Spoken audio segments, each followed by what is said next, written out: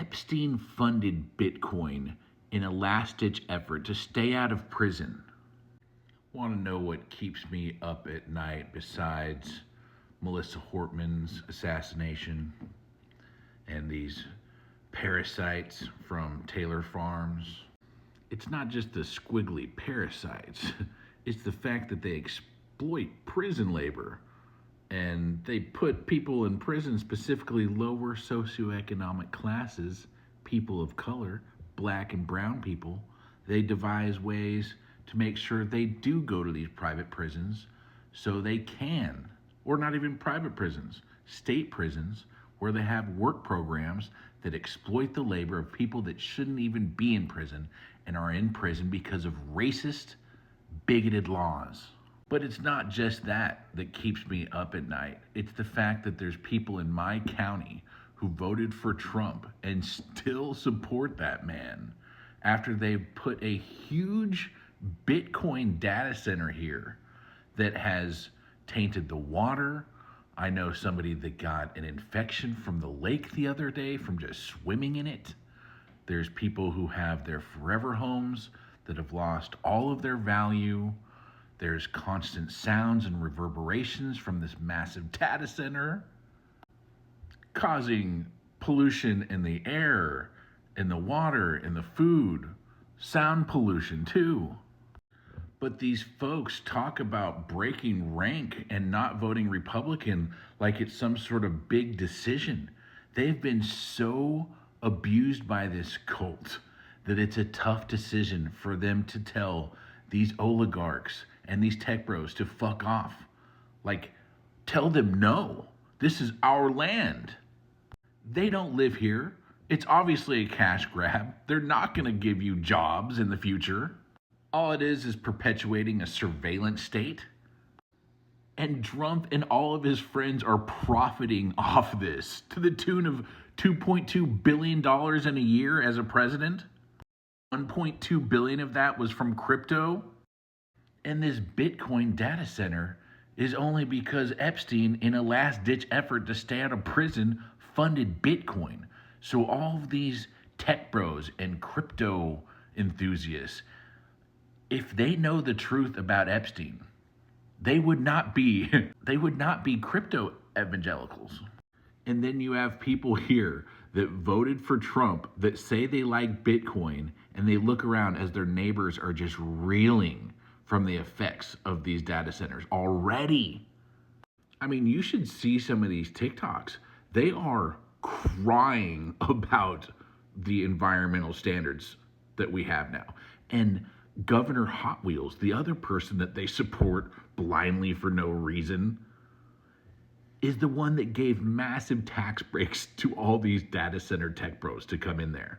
So that's why they all rushed into Texas, because Ted Cruz and Greg Abbott both were like, come to Texas, we welcome you with open arms. Gave them big ass tax breaks. They came in here, they've already poisoned the water and the food. And honestly, I think that we probably have parasites in some of the produce from Taylor Farms because the exploited prison labor, they are probably boycotting in some fashion. This is probably a protest.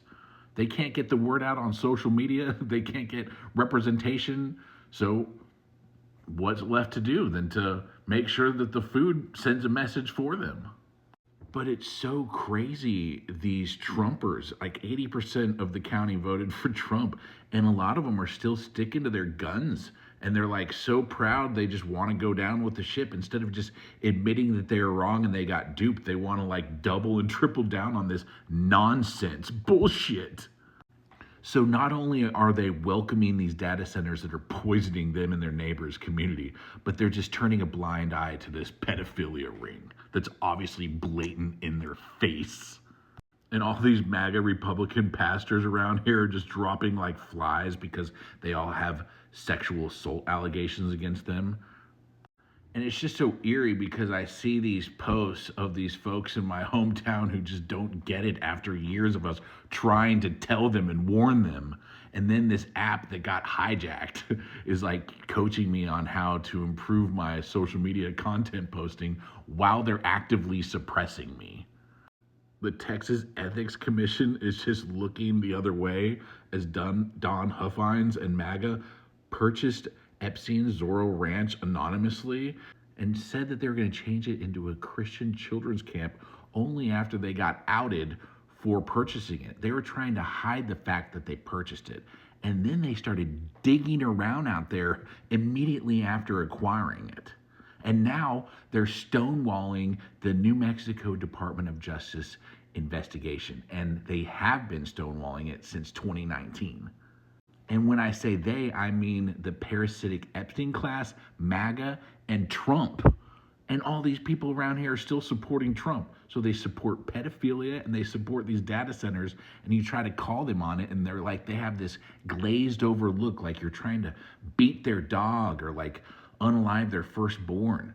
And they just have this like stunned look, like whenever you're trying to call these AIPAC people out for like all the deaths in Gaza and the genocide, they just have this like weird look, like they're in the cult and they can't get out, and like they're shocked that you're calling them on it, and they know that you're right, and they just can't explain why the fuck they're in this tractor beam of lies. And they're just they have all this pain and suffering, but they just can't get out. They're like stuck inside their body, and fucking Israel just has a fucking vice grip around them, has a vice grip around their fucking bodies and their minds and their souls.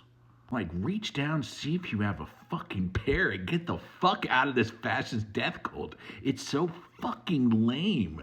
All their ideas suck. Everything Trump touches turns to shit. All of their ideas are based off pre-internet and like fascist ideology from like Italy and Germany. Like, what the fuck? We have South African guys that South Africa doesn't even want back, hijacking fucking corporations because of their family wealth, and then they're just abusing us with it. And if you want to see the troll industrial complex in full effect, look at Will Rosenwig or his removal from office. Katie Fang was talking about how he's an assistant U.S. attorney, and within 3 hours, he got terminated, and he was treated like a criminal just because at one point he posted negatively about Trump years ago. It's not even against DOJ's policies to have an anti-Trump blog offline years ago. And DOJ knew about this. This was from like almost a decade ago.